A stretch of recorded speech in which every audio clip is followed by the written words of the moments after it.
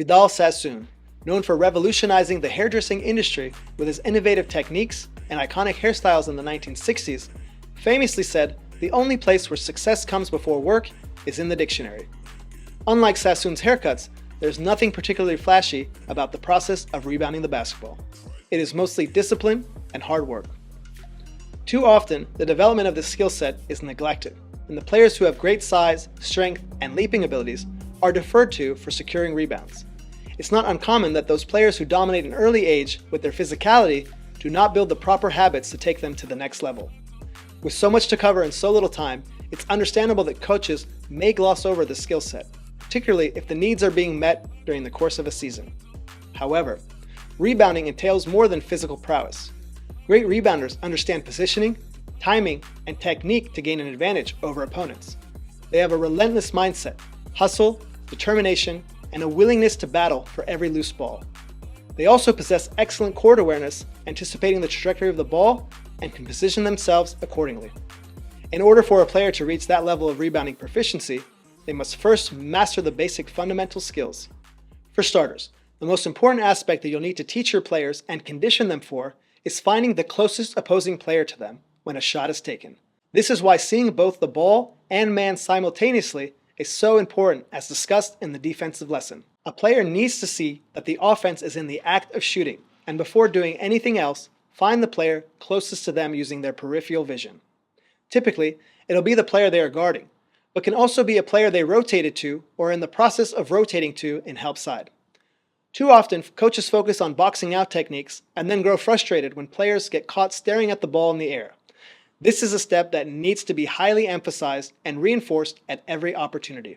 You can instruct players to yell "shot" to let all the defensive players know that the shot has been taken.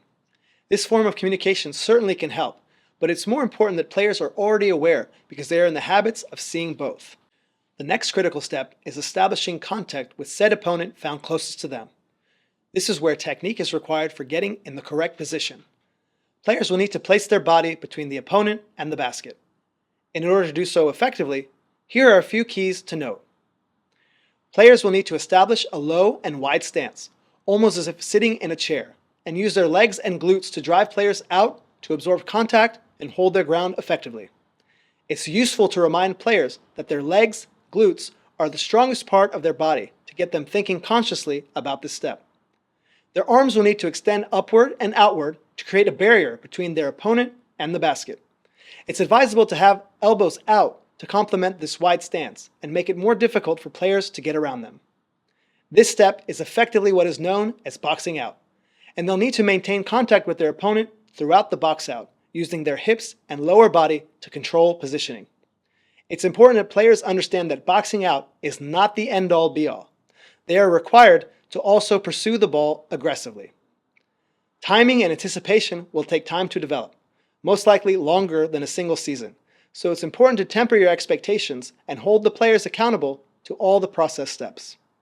Lastly, it's imperative that players learn how to secure the ball firmly once they retrieve it, so that they can retain possession and minimize the risk of turnover. You'll need to condition your players to pull the ball to their chin area and hold it with two hands with elbows out to deter opposing players from attempts to strip the ball.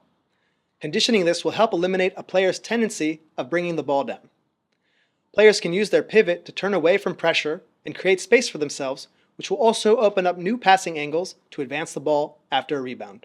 Repetitive drills will immensely help players develop rebounding technique. However, the responsibility is on you, as their coach, to help players develop the habit of looking for the closest player first, as the opposing team is in the act of shooting. There are countless drills out there, but a coach with ease would like to focus on technique and concepts that are critical for players to understand. Offensive rebounding involves a combination of anticipating, positioning, and effort. Generally, the offense has a disadvantage because they may be positioned further away from the basket. Offensive players can battle and jockey for inside position to try and neutralize their opponents. The advantage offensive rebounders do have is that because they generally may be facing the basket, they can better read the trajectory of the ball when it's released and can orient themselves in a better position to grab the rebound. Most of it, however, boils down to hustle and effort, which can be difficult for coaches to teach. If this is part of your coaching philosophy and is emphasized consistently, then you'll notice the team start to take on that identity. However, Certain players have it more so than others. Players who are relentless in their pursuit of the ball are willing to battle against opponents and are quick to react when a shot goes up. The drills can be more on the physical side, so you need to use discretion when considering matchups, as the priority is to keep players safe and healthy. Players may also have the opportunity to work on outlet passes, which are critical in advancing the ball and initiating fast break opportunities. These passes were introduced in the passing lesson, and rebounding drills present opportunity to simulate game situations. Drills are almost meaningless without constantly emphasizing the key points discussed.